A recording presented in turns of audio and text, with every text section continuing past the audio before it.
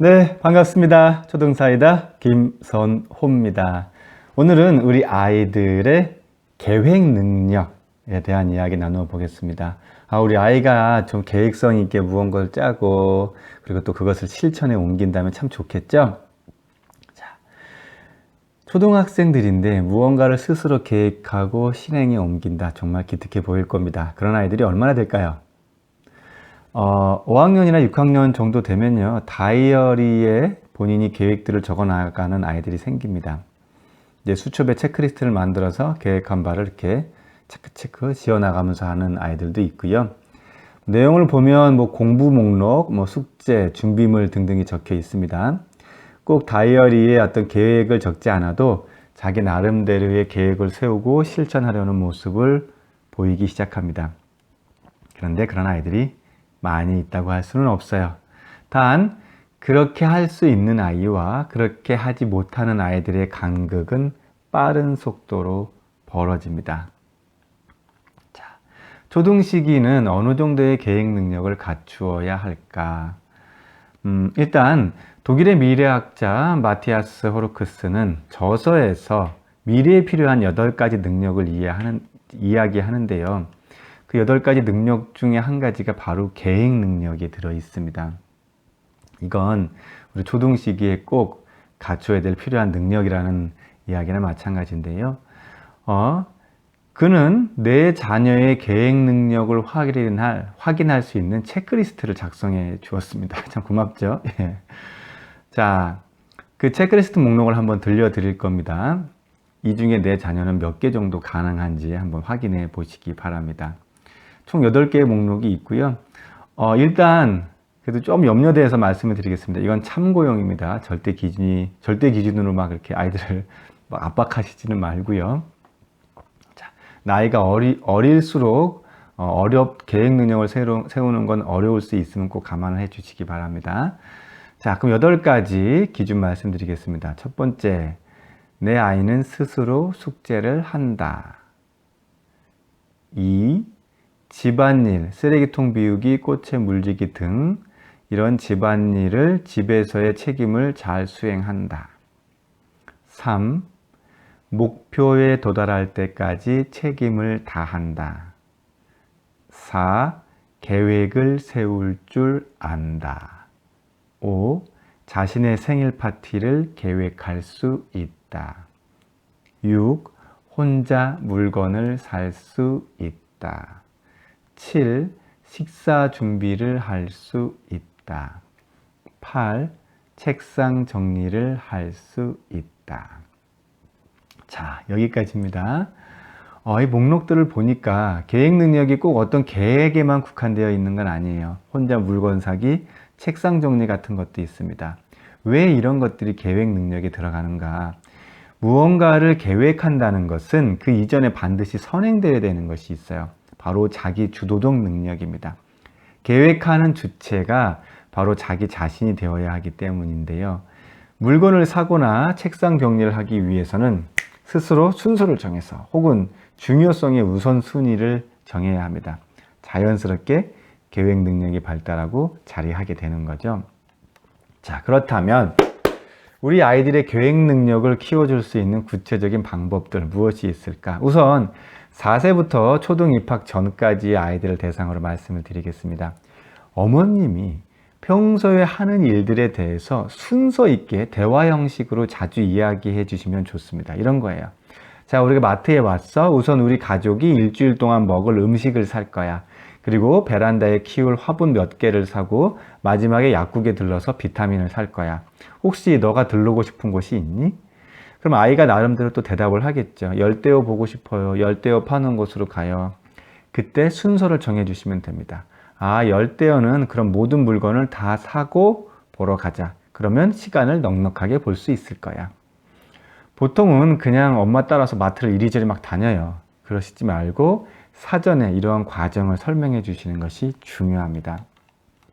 물론 그렇게 말씀을 하시려면 부모님도 평소에 어떤 일의 순서를 계획하는 습관을 가지시고 가셔야 되겠죠. 그냥 마트 가서 뭐부터 살까 그 즉시로 결정을 한다면 이런 상황을 만드실 수가 없겠죠. 자, 초등 입학 전의 계획 능력은요, 어떤 교육을 통해서라기보다는 부모의 계획적인 습관에 의해서 자녀도 자연스럽게 습득이 돼요.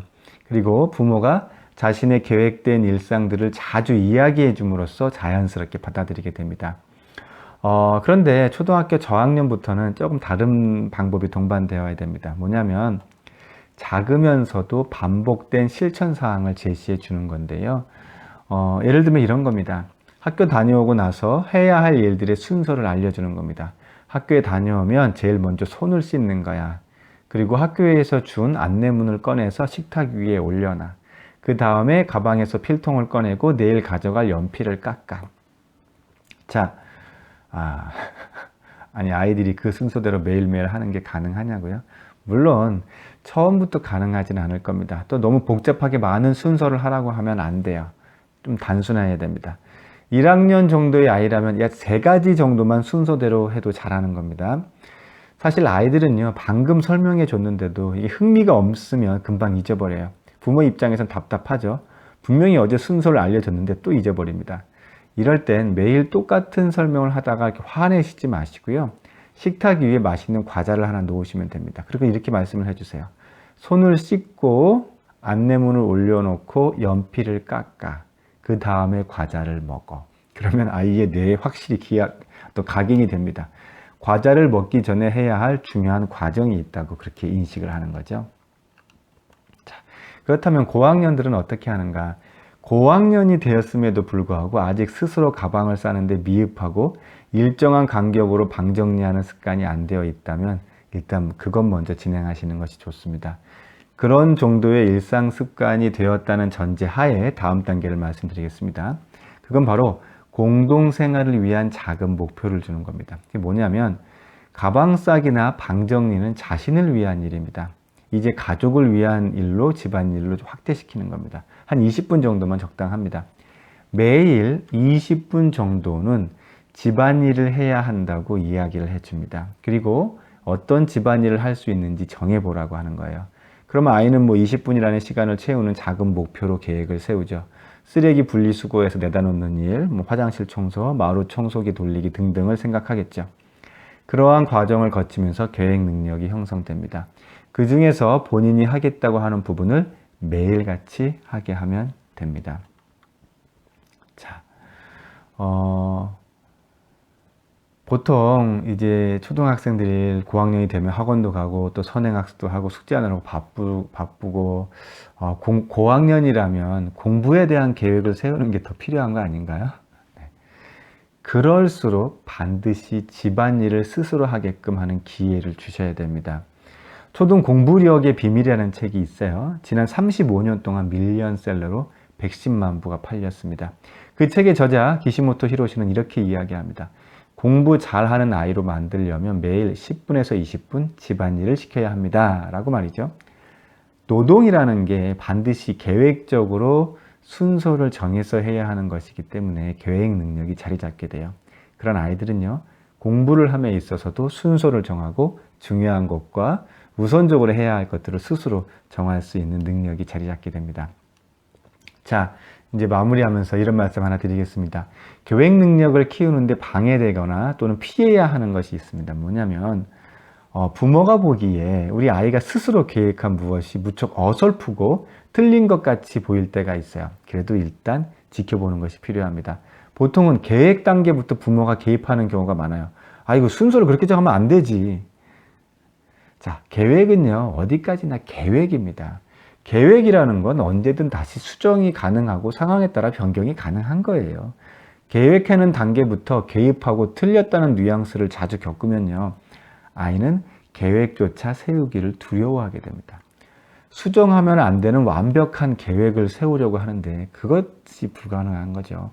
계획보다 더 중요한 건요, 일단 계획한 것을 실천할 수 있는 기회가 되는 겁니다.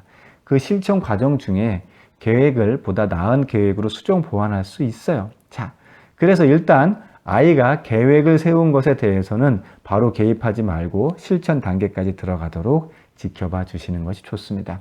막상 실천해 보니 이 계획이 참 무리한 계획이고 어려운 계획이었구나 라는 걸 스스로 알아야 다음 단계에 그 계획을 수정하면서 진짜 자기 주도적인 생활이 되는 겁니다.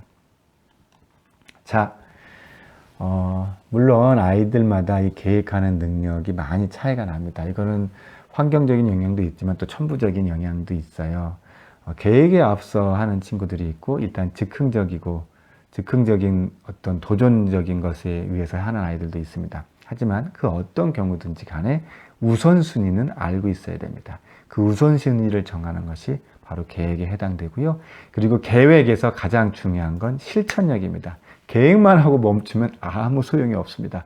오히려 계획은 하지 않아도 한 가지라도 실천하면 그것이 더 중요합니다.